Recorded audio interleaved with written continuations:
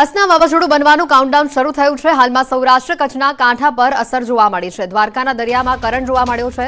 અરબી સમુદ્રમાં ભારે પવન સાથે કરંટ જોવા મળ્યો છે। દ્વારકાના દરિયાએ રૌદ્ર રૂપ બતાવ્યું છે। દ્વારકાના દરિયા કિનારે 15 થી 20 ફૂટ ઊંચા મોજા ઉછળ્યા છે। હવામાન વિભાગે આગાહી કરી હોય ત્યારે દરિયામાં ભારે કરંટ સાથે પવન ફૂંકાતા ઊંચા મોજા પણ ઉછળી રહ્યા છે। માછીમારોને દરિયો ન ખેડવાની સૂચના અપાઈ છે। દ્વારકાના રાવલ સૂર્યાવદર હાઈવે માર્ગ 3 દિવસથી બંધ છે। સાની ડેમના પાણીની આવક સતત ચાલુ રહેતા હાઈવે રોડ પરથી પાણી ભયજનક સપાટી પરથી વહી રહ્યા છે। 3 દિવસથી સતત વરસાદ અને પાણીની આવક સાની ડેમની ચાલુ રહેતા રસ્તાઓ જળમગ્ન થયા છે। રાવલ ગામને જોડતા મુખ્ય હાઈવે માર્ગ છેલ્લા 3 દિવસથી પાણીમાં ગરકાવ હોવાથી અવરજવર બંધ છે। રાવલ સૂર્યાવદર કલ્યાણપુર ગામને જોડતા આ માર્ગ ઉપર ભયજનક સપાટી પર પાણી વહી રહ્યું છે। માર્ગ 3 દિવસથી બંધ હોવાથી વાહન ચાલકોને હાલાકી ભોગવવી પડી છે।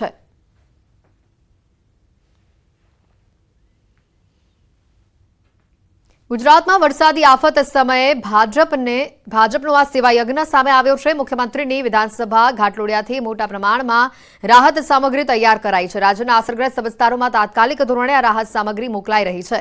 15,000થી વધુ રાહત સામગ્રી કીટો મોકલવાની કામગીરી હાથ ધરાઈ છે। રાહત કીટમાં ગોળ, તેલ, તુવેર દાળ, લોટ, ચોખા, ચા, મરચું, હળદર, ધાણાજીરું, ખાંડ, મીઠું, માચિસ, ટૂથપેસ્ટ, બ્રશ અને સાબુનું વિતરણ કરવામાં આવશે। ઘાટલોડિયા ભાજપના કાર્યકર્તાઓ દ્વારા જાતે જ આ કીટ તૈયાર કરાઈ છે।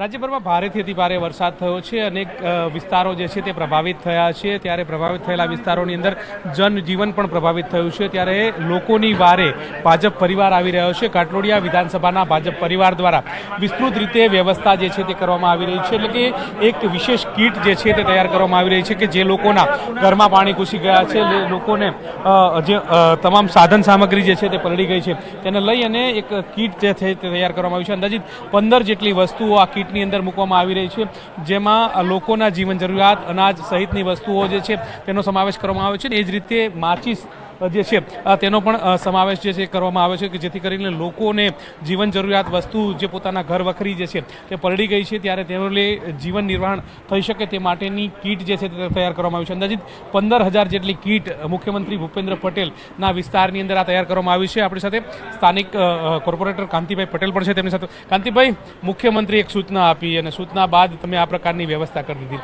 કેટલી કીટ તૈયાર કરી છે, કીટમાં શું છે અને ક્યાં પહોંચાડવાના છો?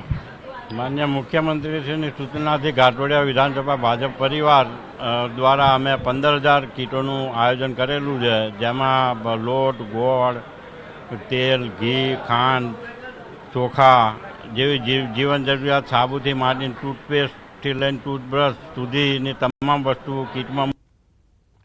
વરસાદને લઈને રેલવે વ્યવહાર પર પણ ભારે અસર જોવા મળી છે। 3 દિવસમાં 100થી વધુ ટ્રેનને અસર પહોંચી છે।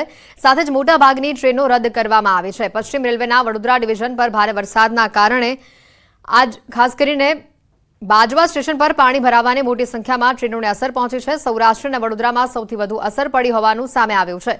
જો કે સ્થિતિ હવે સુધરતા ટ્રેન વ્યવહાર ધીમે ધીમે રાબેતા મુજબ કરવા રેલ પ્રશાસન કામગીરી કરી રહ્યું છે। क्योंकि ट्रैक पे जब पानी होता है तो हमें खुद नहीं पता होता है कि ट्रैक की कंडीशन क्या है, ट्रैक ठीक है नहीं है। जब पानी उतर जाता है तो रेल प्रशासन उस ट्रैक पे एक लाइट इंजन चला के उसकी सेफ्टी को पहले चेक किया जाता है। जांच करने के बाद में फिर रेलों का संचालन किया जाता है। आज की डेट में देखें तो 2 ट्रेन जो बॉम्बे जो बड़ौदा और अहमदाबाद की जो मेमू चलती है उनको रद्द किया है। बाकी सारी ट्रेनों का संचालन प्रॉपर हो रहा है। વડોદરામાં વરસાદ સાથે પૂરનો પ્રકોપ યથાવત છે। સોસાયટીના અનેક મકાનો હજી પણ 3 ફૂટ સુધી પાણીમાં જોવા મળી રહ્યા છે। દરેક ઘરોમાં 1 ફૂટ સુધી પાણી જોવા મળ્યું છે। ઘરમાંથી 36 કલાક બાદ પણ પાણી ઓસર્યા નથી। હજી મોટા પાયે નુકસાની જોવા મળી રહી છે। ઘરમાં રહેલ ફર્નિચર, ઘરવખરી સહિત તમામ ચીજ વસ્તુઓ ભંગાર બની ચૂકી છે। અગમચેતીના ભાગરૂપે ઘરનો સામાન શિફ્ટ કર્યા છતાં પાણીમાં ગરકાવ છે। સોસાયટીના સભ્યો માનસિક યાતના અત્યારે ભોગવી રહ્યા છે।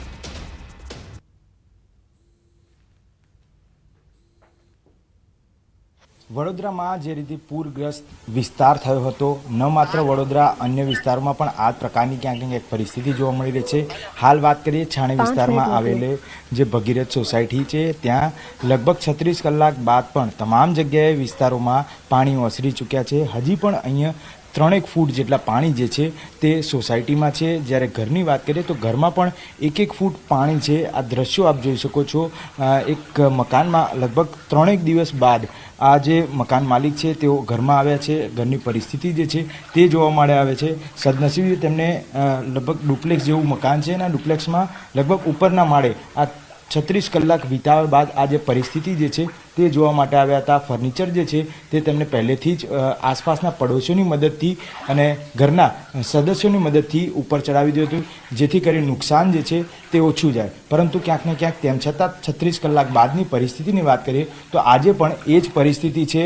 1 ફૂટ પાણી જે છે તે ઘરમાં પેસેલા છે અને તેને જ કારણે ફર્નિચરથી લઈ તમામ વસ્તુઓ જે છે તેને નુકસાન પહોંચી રહ્યું છે. આ એક માત્ર હોલ છે. હોલમાં આ પ્રકારની પરિસ્થિતિ દેખાઈ રહી છે.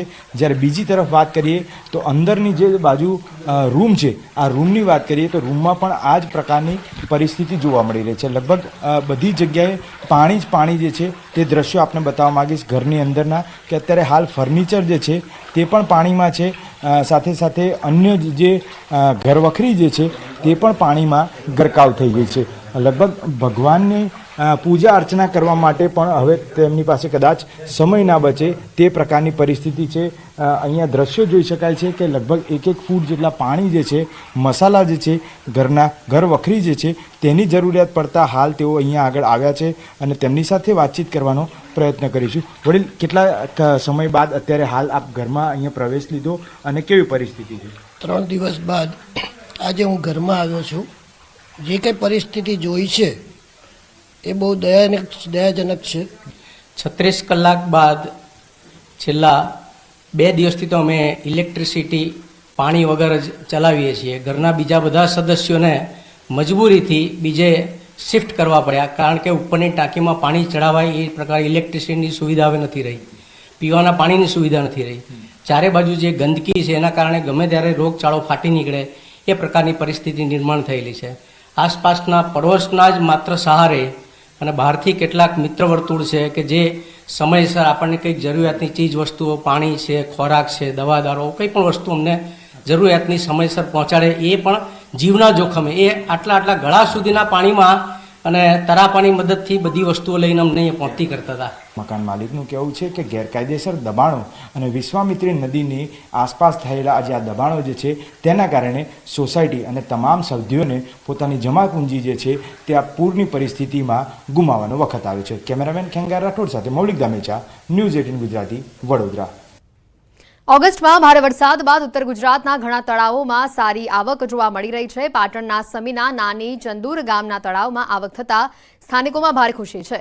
નાની ચંદુર ગામે તળાવ વરસાદી પાણીથી છલોછલ ભરાતા ગામલોકોમાં હરખની હેલી છે. ઢોલ નગારા સાથે ગામલોકો એકત્રિત થઈ તળાવના વધામણા કરી રહ્યા છે. તળાવમાં નારિયેળ ફેંકી સ્થાનિક તરવૈયાઓ દ્વારા સ્પર્ધામાં ભાગ લેવામાં આવ્યો. પ્રથમ આવનાર તરવૈયાને પ્રોત્સાહન ઇનામ આપી સન્માનિત કરવામાં આવ્યું. નાની ચંદુર ગામે ગામ તળાવનું પાણી બારેમાસ ગામ લોકો અને સાથે ઘર વપરાશ અને પશુઓને પીવડાવવા માટે આ પાણી તેઓ ઉપયોગમાં લે છે.